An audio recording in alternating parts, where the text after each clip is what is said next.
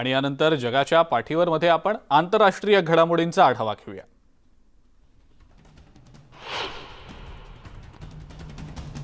कमी पर्जन्यवृष्टी, कोरोना संकट, त्यामुळे आलेले निर्बंध यामुळे अफगाणिस्तानला अन्नधान्याच्या तीव्र टंचाईला सामोरं जावं लागतंय, ज्यामुळे देश प्रामुख्याने आयातीवर अवलंबून आहे।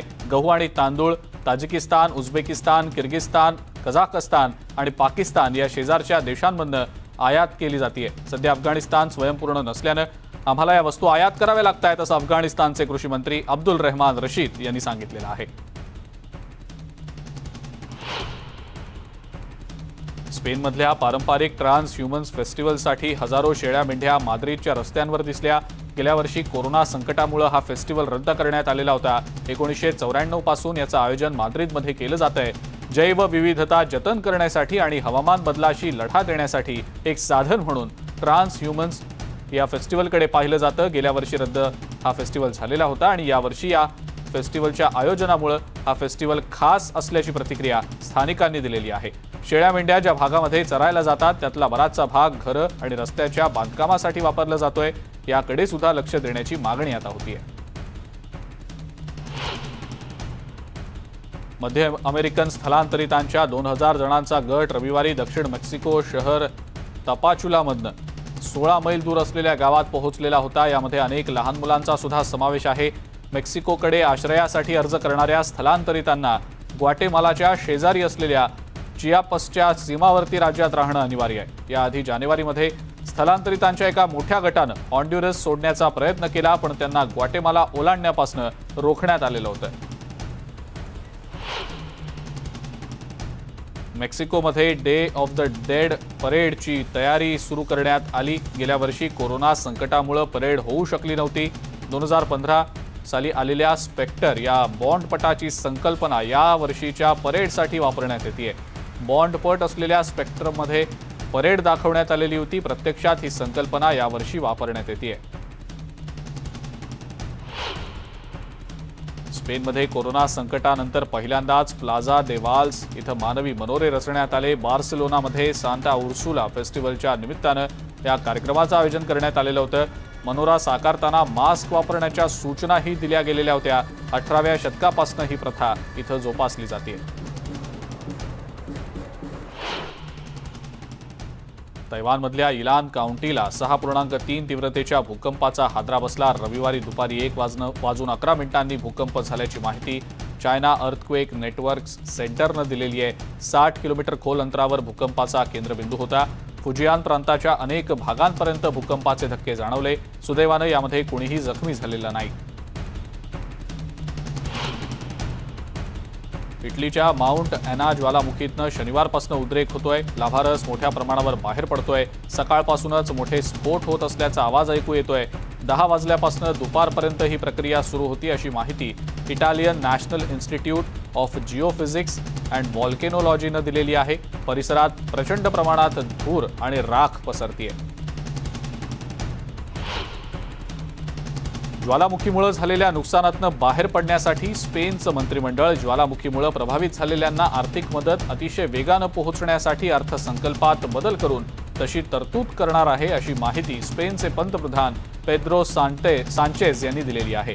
आतापर्यंत 7500 जणांना ज्वालामुखीच्या उद्रेकामुळे आपापली घरं सोडून दुसरीकडे जावं लागलेलं आहे। ज्वालामुखीचा उद्रेक आणखी 3 महिन्यांपर्यंत सुरू असेल असा अंदाज शास्त्रज्ञांनी व्यक्त केला आहे। स्पेनच्या पूर्व भागातल्या अॅलिकांट भागामध्ये पूर आलेला आहे। अनेक घरं इमारतींचं मोठं नुकसान झालंय। तोरेवियामध्ये अतिवृष्टीमुळे प्राथमिक शाळा बंद कराव्या लागल्या आहेत। रस्ते पाण्याखाली गेलेत। वाहनांचं सुद्धा प्रचंड नुकसान झालेलं आहे।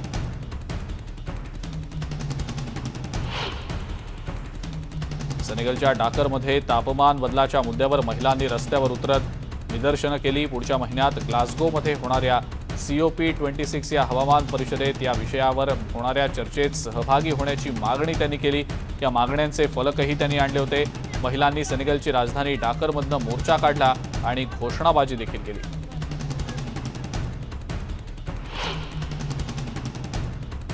अफगाणिस्तानमध्ये तालिबानच्या वाहनाला लक्ष्य करत रस्त्याच्या कडेला झालेल्या बॉम्बस्फोटात शनिवारी 2 नागरिक ठार झाले, ज्यात एका मुलाचा समावेश आहे। तालिबानचं वाहन जात असताना 2 बॉम्बचा स्फोट झाला। तालिबानच्या कुठलाही सैनिक यामध्ये जखमी झाला नाही. जखमी झालेल्या चौघांना रुग्णालयात दाखल करण्यात आलेलं आहे. या स्फोटाची जबाबदारी अद्याप कुणीही स्वीकारलेली नाही.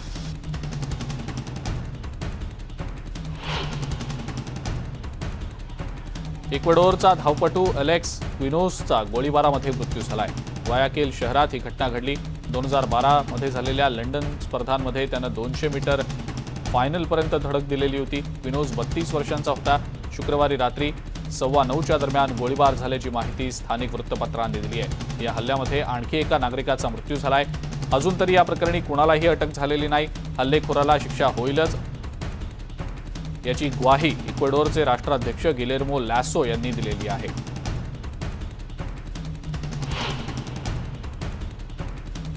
इस्रायलचे पंतप्रधान नफ्ताली बेनेट यांच्याशी त्यांची भेट उत्तम झाल्याचं रशियाचे राष्ट्राध्यक्ष व्लादिमीर पुतीन यांनी म्हटलंय. बेनेट हे रशियातल्या सोची इथल्या ब्लॅक सी रिसॉर्टमधल्या त्यांचं निवासस्थान सोडत असताना पुतीन यांनी हे वक्तव्य केलंय.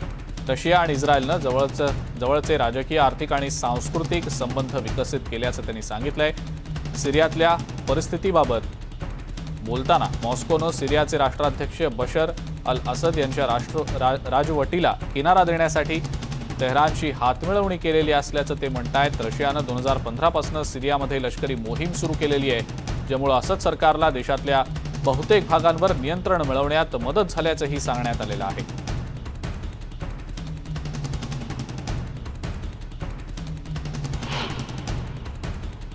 जगाच्या पाठीवर मध्ये वेळ झाली एका ब्रेकची. बघत रहा न्यूज 18 लोकमत.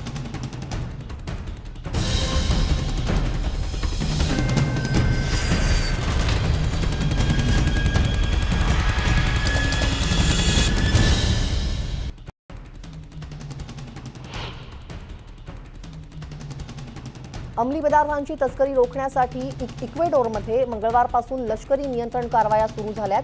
राष्ट्राध्यक्ष गिलर्मो लासो यांनी ही घोषणा केली. अंमली पदार्थांची तस्करी आणि अंमली पदार्थांमुळे होणाऱ्या हिंसेच्या घटनांमध्ये झालेली वाढ याचा सामना करण्यासाठी 60 दिवसांची राष्ट्रीय आणीबाणी घोषित करण्यात आली. लॅटिन अमेरिकेतील देशांशी लोकशाहीशी संबंध आणि समर्थन वाढवण्यासाठी अमेरिकेचे परराष्ट्र मंत्री अँटनी क्लिंकेन यांच्या इक्वेडोरच्या अधिकृत भेटीच्या पूर्वसंध्येला सोमवारी रात्री याची घोषणा करण्यात आली.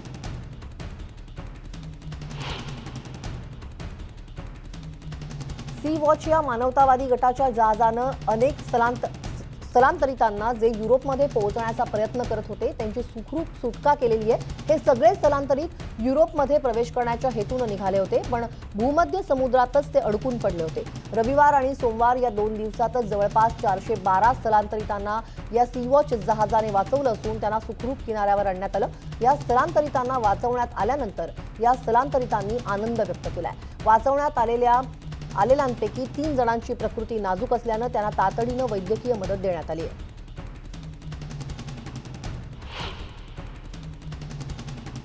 चायना मेनलँडमध्ये तब्बल 250 कोटी लसींचं वितरण पूर्ण झाल्याची माहिती राष्ट्रीय आरोग्य आयोगानं शनिवारी दिली. एकूणच 31 प्रांतांमध्ये लसीकरण मोहीम राबवण्यात आली. तर बीजिंगमध्ये 4,02,20,200 डोसांचं वितरण करण्यात आल्याची माहिती ही बीजिंग आरोग्य विभागानं दिली आहे. घातक कोरोना व्हेरियंटचा प्रतिकार करण्यासाठी बूस्टर डोस द्यायलाही सुरुवात करण्यात आली आहे.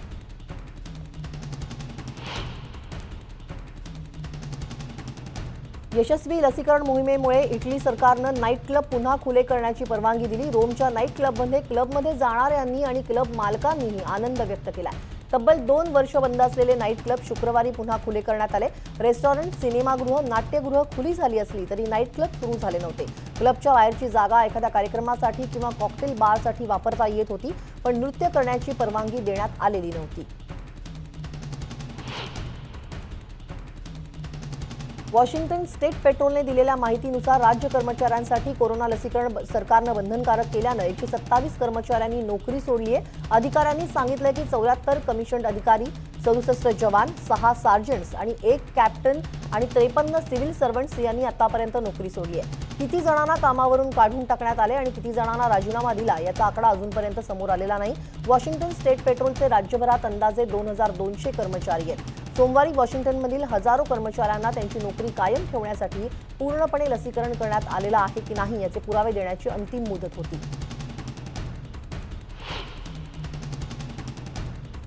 यूकेचे कॅबिनेट कार्यालय मंत्री मायकेल गोव्ह यांनी मंगळवारी वेस्टमिन्स्टरमधील रस्त्यावर लॉकडाऊन विरोधी आंदोलकांनी लक्ष केलं. गोब यांना उद्देशून अश्लाघ्य टिप्पणी करण्यात आली होती. त्यामुळे उपस्थित पोलीस कर्मचाऱ्यांनी तातडीनं गोब यांना सुरक्षित ठिकाणी नेलं.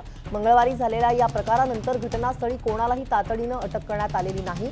परंतु मेट्रो पोलिसांनी सांगितलं की काही गुन्हे घडले आहेत की नाही हे ठरवण्यासाठी ते घटनेचं फुटेज तपासतील.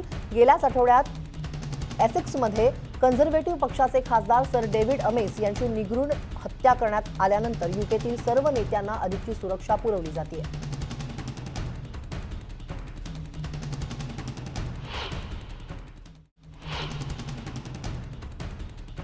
लॉस एंजेलिसच्या अंमली पदार्थाचा व्यवसाय केला जात असलेल्या एका इमारतीला आग लागली होती. मंगळवारी दुर्घटनास्थळी मानवी अवशेष सापडले. आगीत अवशेष जळून खाक झालेत. त्यामुळे आगीत होरपळलेल्या तिघांपैकी एकाचा मृत्यू झाला अशी माहिती अधिकाऱ्यांनी दिली. श्वानाच्या मदतीनं आणखी मनुष्यहानी झाली नसल्याची खात्री करण्यात आली आहे. कॅनोगा पार्कमध्ये सोमवारी दुपारी लागलेल्या आगीत स्फोटांसारखा आवाज झाला. मोठ्या प्रमाणात धूर पसरला होता आणि होरपळलेल्या तिघांची कशीबशी सुटका झाली.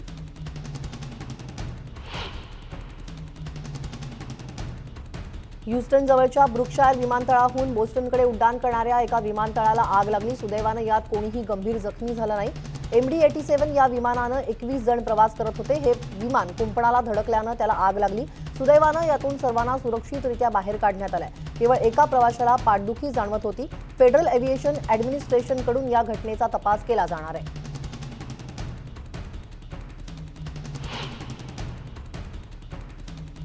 सिरियाच्या निर्वासित मुलांचं प्रतिनिधित्व करण्यासाठी एक मोठी बाहुली तयार करण्यात आली आहे. लिटिल अमल असं तिचं नाव आहे. अरबी भाषेत याचा अर्थ होप म्हणजेच आशा असा होतो. फोक्स्टन समुद्रकिनाऱ्यावर अमलचं स्वागत करायला प्रसिद्ध अभिनेते ज्यूड लॉ उपस्थित होता. पूर्ण युरोपभर 8,000 किलोमीटरचा प्रवास करून अमल इंग्लंडला पोहोचली. 3 जण तिला ऑपरेट करतात. जुलैमध्ये तुर्की सिरियन सीमेवरून अमल निघाली आणि रोममध्ये पोप फ्रान्सिससह हजारोंनी तिचं स्वागत केलं. वेस्ट एंड आणि ब्रॉडवे थिएटर शोमध्ये वॉर हॉर्ससाठी भावल्या तयार केलेल्या हँडस्प्रिंग कंपनीनं अमल तयार केली आहे. स्थलांतरितांना भेडसावणाऱ्या समस्यांविषयी जागरूकता वाढवण्याची आशा या संकल्पनेतून अमल साकारण्यात आली. तिच्या भावाच्या शोधात लिटिल अमल निघाली आहे अशी या प्रवासाची संकल्पना आहे. स्थलांतरण आणि सततच्या विस्थापित आयुष्याची व्यथा यातून मांडण्यात आली आहे.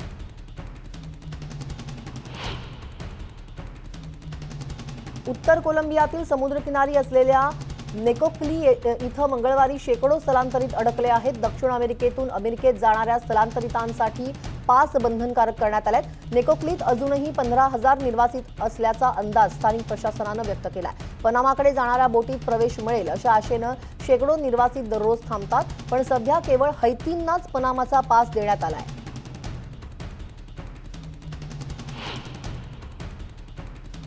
Mexican day of the dead ची तयारी सुरू करण्यात आली आहे. त्यासाठी विविध फुलं बाजारपेठांमध्ये दिसतात. यासाठी झेंडूची मखमली फुलं बोटींद्वारे एका कालव्यातून दुसरीकडे पाठवली जातात. ही फुलं मृत व्यक्तीचा पुढचा प्रवास सुखकर करतात अशी भावना यामागे आहे. त्यामुळे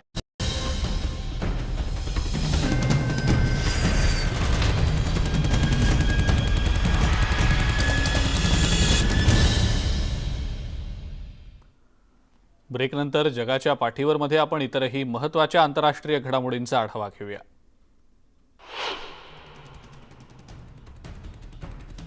जगातल्या सर्वात मोठ्या ट्रायसेराप्टोसच्या सांगाड्याचा 6.6 मिलियन युरो किमतीमध्ये लिलाव झाला. याला बिग जॉन असं संबोधलं जातं. टाकोटामध्ये 2014 साली हा सांगाडा सापडला होता. तब्बल 6 कोटी वर्षांपूर्वी त्यांचं अस्तित्व होतं.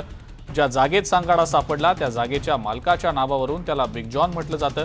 ड्रावेट ऑक्शन हाऊसमध्ये बिग जॉनचा लिलाव झाला. पण सांगाडा कुणी खरेदी केला याविषयी माहिती देण्यात आलेली नाही.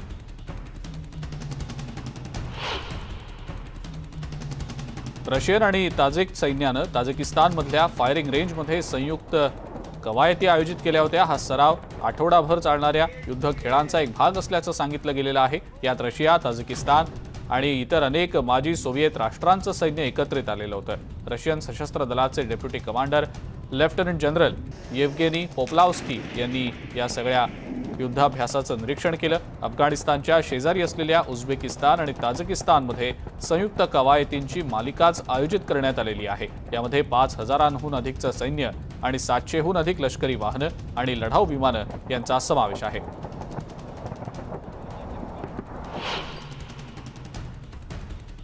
ग्रीसमध्ये आधीचा राजा कॉन्स्टंटाईन द्वितीयचा सर्वात धाकटा मुलगा फिलिपोस आणि स्विस अब्जाधीशाची मुलगी नीना फ्लर्शी यांचं शनिवारी अथेन्समध्ये लग्न झालं. ऑर्थोडॉक्स कॅथेड्रल चर्चमध्ये त्यांचं लग्न झालं. यावेळेला चर्च बाहेर मोठ्या प्रमाणात गर्दी होती. नासाच्या नव्या रॉकेट आणि अंतराळ यानाचं स्टॅकिंग पूर्ण झाल्याची माहिती दिली गेलेली आहे. हे चंद्रावरील आणि त्याच्या सभोवतालच्या मोहिमांसह सखोल अंतराळ ऑपरेशन्स करता वापरण्यात येणार आहे. नासाच्या केनेडी स्पेस सेंटरमधल्या व्हेइकल असेंब्ली बिल्डिंगमध्ये इंजिनियर्स आणि तंत्रज्ञांनी स्पेस लॉन्च सिस्टीम किंवा SLSच्या वर ओरियन स्पेसक्राफ्ट सुरक्षित केलं. नासानं 2022च्या सुरुवातीला मिशन लॉन्च करण्याची योजना आखलेली आहे, ज्यामध्ये अंतराळयान चंद्रावर उड्डाण करणारे आणि क्रूड मिशन्सची प्रस्तावना म्हणून परत जातील.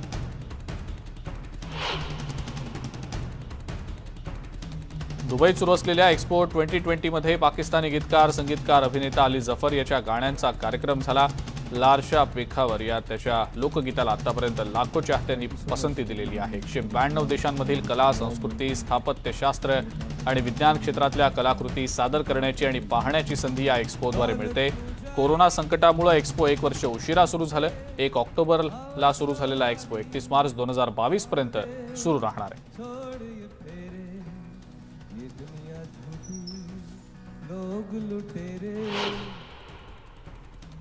आणि या सगळ्या महत्त्वाच्या आंतरराष्ट्रीय घडामोडींसह जगाच्या पाठीवर वेळ झाली इथंच थांबण्याची.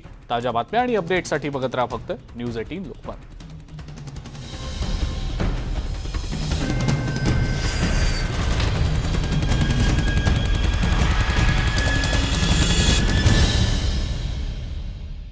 कामावरून काढून टाकण्यात आले आणि किती जणांना राजीनामा दिला याचा आकडा अजूनपर्यंत समोर आलेला नाही. वॉशिंग्टन स्टेट पेट्रोलचे राज्यभरात अंदाजे 2200 कर्मचारी आहेत. सोमवारी वॉशिंग्टनमधील हजारो कर्मचाऱ्यांना त्यांची नोकरी कायम ठेवण्यासाठी पूर्णपणे लसीकरण करण्यात आलेलं आहे की नाही याचे पुरावे देण्याची अंतिम मुदत होती.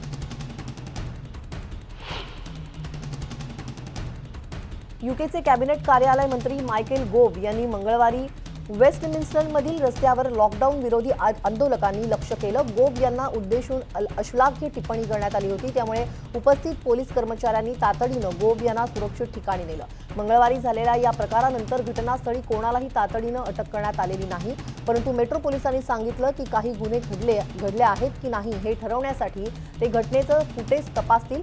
गेल्याच आठवड्यात एसेक्समध्ये कन्झर्वेटिव्ह पक्षाचे खासदार सर डेव्हिड अमेस यांची निगरून हत्या करण्यात आल्यानंतर यूकेतील सर्व नेत्यांना अधिकची सुरक्षा पुरवली जाते.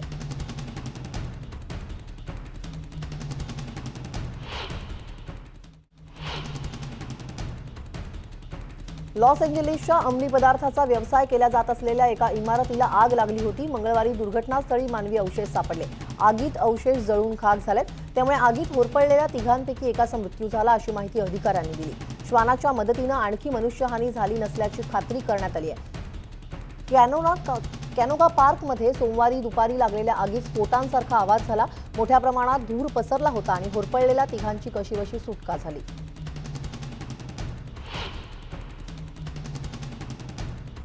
ह्युस्टन जवळच्या ब्रुकशायर विमानतळाहून बोस्टनकडे उड्डाण करणाऱ्या एका विमानतळाला आग लागली. सुदैवानं यात कोणीही गंभीर जखमी झालं नाही.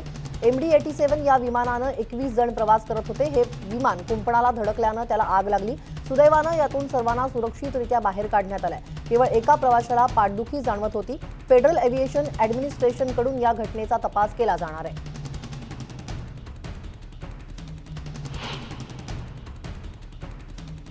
सिरियाच्या निर्वासित मुलांचं प्रतिनिधित्व करण्यासाठी एक मोठी बाहुली तयार करण्यात आली आहे. लिटिल अमल असं तिचं नाव आहे. अरबी भाषेत याचा अर्थ होप म्हणजेच आशा असा होतो. फोक्स्टन समुद्रकिनाऱ्यावर अमलचं स्वागत करायला प्रसिद्ध अभिनेते जूड लॉ उपस्थित होता. पूर्ण युरोपभर 8000 किलोमीटरचा प्रवास करून अमल इंग्लंडला पोहोचली. 3 जण तिला ऑपरेट करतात. जुलैमध्ये तुर्की सिरियन सीमेवरून अमल निघाली आणि रोममध्ये पोप फ्रान्सिससह हजारोंनी तिचं स्वागत केलं. वेस्ट एंड आणि ब्रॉडवे थिएटर शोमध्ये वॉर हॉर्ससाठी भावल्या तयार केलेल्या हँडस्प्रिंग कंपनीनं अमल तयार केली आहे. स्थलांतरितांना भेडसावणाऱ्या समस्यांविषयी जागरूकता वाढवण्याची आशा या संकल्पनेतून अमल साकारण्यात आली. तिच्या भावाच्या शोधात लिटिल अमल निघाली आहे अशी या प्रवासाची संकल्पना आहे. स्थलांतरण आणि सततच्या विस्थापित आयुष्याची व्यथा यातून मांडण्यात आली आहे.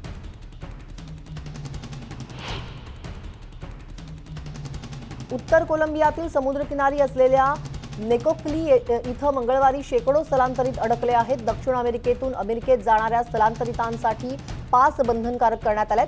नेकोक्लीत अजूनही 15,000 निर्वासित असल्याचा अंदाज स्थानिक प्रशासनानं व्यक्त केलाय.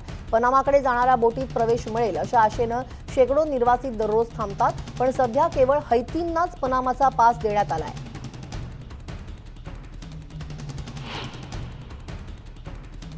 Mexican day of the dead ची तयारी सुरू करण्यात आली आहे. त्यासाठी विविध फुलं बाजारपेठांमध्ये दिसतात.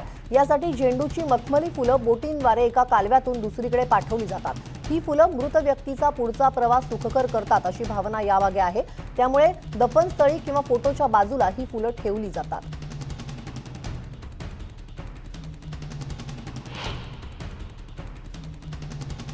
स्पेनच्या ला पाल्मा ज्वालामुखीचा उद्रेक सुरू होऊन 1 महिना उलटला तरी अजूनही लावारस बाहेर पडतोच आहे. कॅनरी बेटांवरच्या 1800 घरं यात बेचिराग झाली आहेत. 85,000 लोकसंख्या असलेल्या या बेटावर तात्काळ बचावकार्य केल्यानं जीवितहानी झालेली नाही.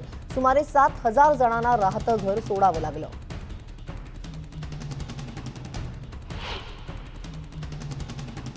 इतिहासाचे शिक्षक सॅम्युअल पॅटी यांची गेल्या वर्षी 16 ऑक्टोबर रोजी वायव्य पॅरिस उपनगरातील त्यांच्या शाळेजवळ चेचन वंशाच्या 18 वर्षीय मुलाने कट्टरपंथी बनून हत्या केली होती. 16 ऑक्टोबर रोजी फ्रान्समधील शेकडो लोकांनी त्यांना श्रद्धांजली वाहिली. इतिहासाचे शिक्षक सॅम्युअल पॅटी राहत असलेल्या एका शहरात एका व्यायाम शाळेबाहेर त्यांचे शेजारी आणि काही मित्र जमले होते.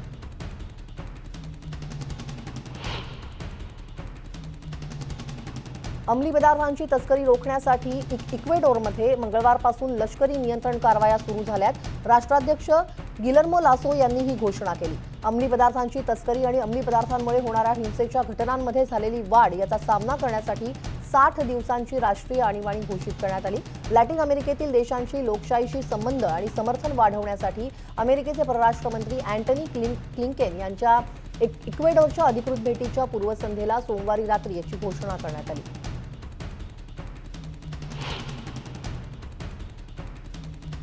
सी वॉच या मानवतावादी गटाच्या जहाजानं अनेक स्थलांतरितांना जे युरोपमध्ये पोहोचण्याचा प्रयत्न करत होते त्यांची सुखरूप सुटका केलेली आहे. हे सगळे स्थलांतरित युरोपमध्ये प्रवेश करण्याच्या हेतून निघाले होते, पण भूमध्य समुद्रातच ते अडकून पडले होते.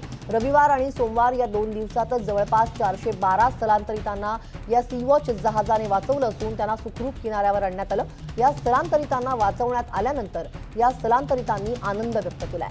वाचवण्यात आलेल्यांपैकी 3 जणांची प्रकृती नाजूक असल्यानं त्यांना तातडीनं वैद्यकीय मदत देण्यात आली आहे.